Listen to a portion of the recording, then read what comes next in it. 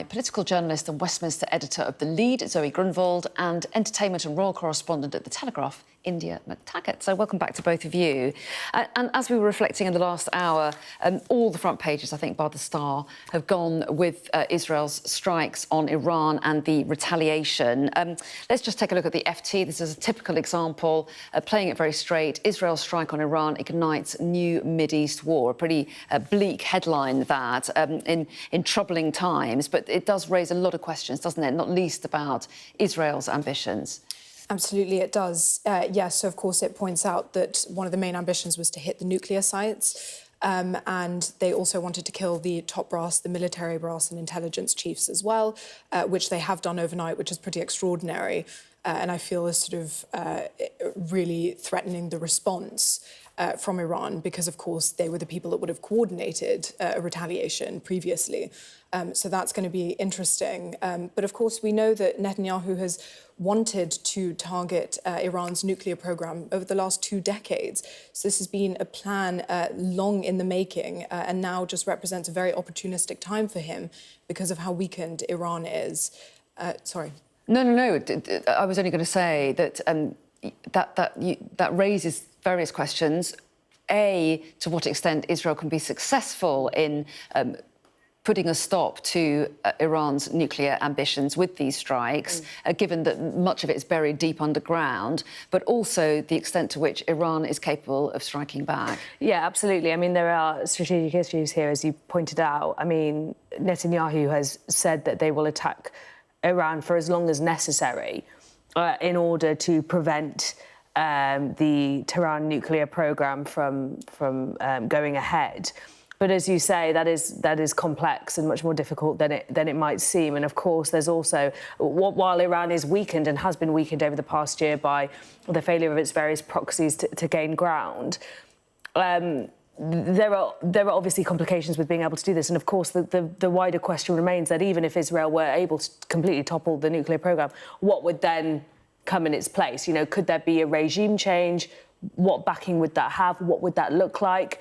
Can you really ever, you know, put a stop to the tensions that have been building for decades between Israel and Iran and the various kind of tensions within the Middle East? So I think what has happened here is Israel has spotted an opportunity to attack a weakened Iran, but they do need the US and the UK and others allies to fall behind in order to support it. And there is a question as to whether they actually have that global support, and whether, you know, countries like the US, which is more isolationist now, would be willing to fully back Israel and, of course, fully back them with whatever would come next. Which takes us on to an article inside The Guardian, but a number of the papers will pick up on the US response to this. I mean, what do you make of it, India? Because at first we got a distancing statement from the Secretary of State, Marco Rubio, saying we were not involved. And then now, since then, Trump has said, well, we did know about it. I mean, is it clear what the US knowledge of this strike was and what its view is of it? I think what is clear is that they're trying to frame the narrative. Specifically, Trump is trying to frame it that he was kept in the loop, that he did know about it, even though we had Marco Rubio saying previously that they weren't aware. I think his framing, the president's framing, sort of represents a good cop, bad cop dynamic, and that's been mentioned in a few of the papers, whereby he is saying, I wanted this to be solved diplomatically. We obviously had the talks coming up in Oman on Sunday. However, then Netanyahu's strikes, proved that they're going to actually put the power behind this. But of course, it came after an end of a 60-day ultimatum that Trump had given.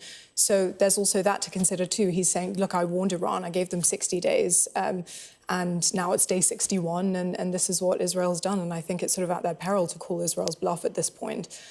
So yeah, it's a very interesting good cop, bad cop dynamic, I think, between the two of them. But he's definitely trying to reframe it to suggest... we don't know how much he was in control of what has happened. Yeah, I mean, we know that Trump is extremely ego-led and likes to be in control of what is happening. And it sounds, from the various briefings coming out of, you know, the US and Israel, that officials may have been aware that Israel was planning this attack. And actually, it is quite unlikely that Israel could have prepared for an attack of this extent without US knowledge, but it sounds like potentially Trump and the US administration didn't want to see this kind of attack go ahead. Now it's happened and it had, Israel calls it relatively successful. The US will fall behind and say, actually, yes, we did know this was going to happen, and we seem, and we back Israel. That is an example of Trump trying to control the narrative, as India was saying. He wants to look like he was fully aware, he was briefed, he was in control of this, and that all the pawns that have been playing are sanctioned by him. But whether that is actually true and whether Israel is, actually kind of jumping out in front of the US and doing what it likes and expecting the US to fall behind is a different question. Absolutely. And in the meantime, we should be aware that Trump has talked about not wanting to get involved in foreign wars, and also apparently would be quite keen on a Nobel Peace Prize. So quite interesting to see how that fits in.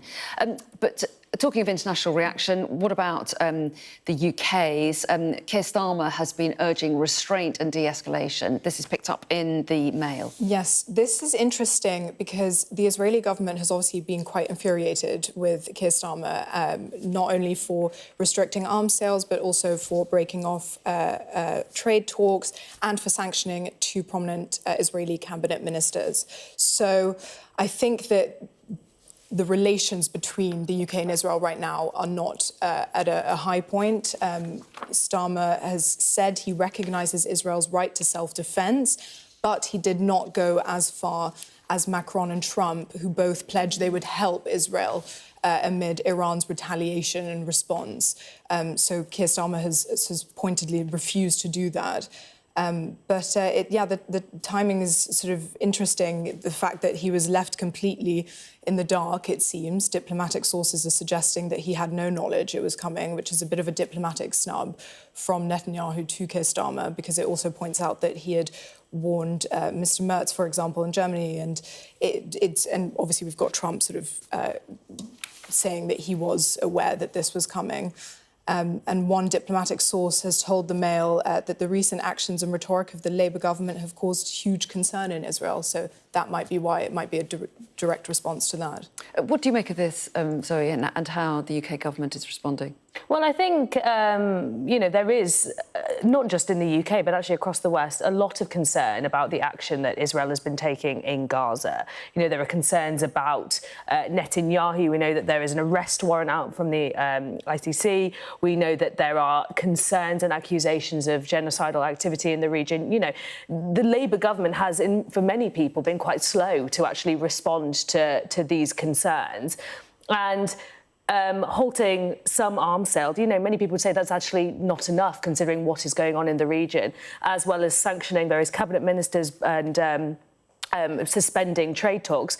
This, for many people, I think, would say this is the minimum they would expect from a government that is standing up to bad behaviour, terrible behaviour by a supposed ally. So if Israel choose to respond to this by not bringing the UK into these actions that are going to reverberate across the world, and I think that is deeply concerning. But at the same time, I think the Labour government, is responding in a way that many people in the country would want. And in fact, many people would even want them to respond much more firmly towards Netanyahu and the things he's doing in the region. Yeah, and we were told that the Prime Minister was clear in his phone call to Benjamin Netanyahu that Israel has a right to self-defence, and set out the UK's grave concerns about Iran's nuclear programme as well.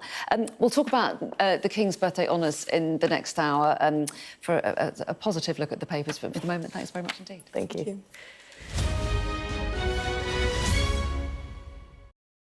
A show of military might and menace.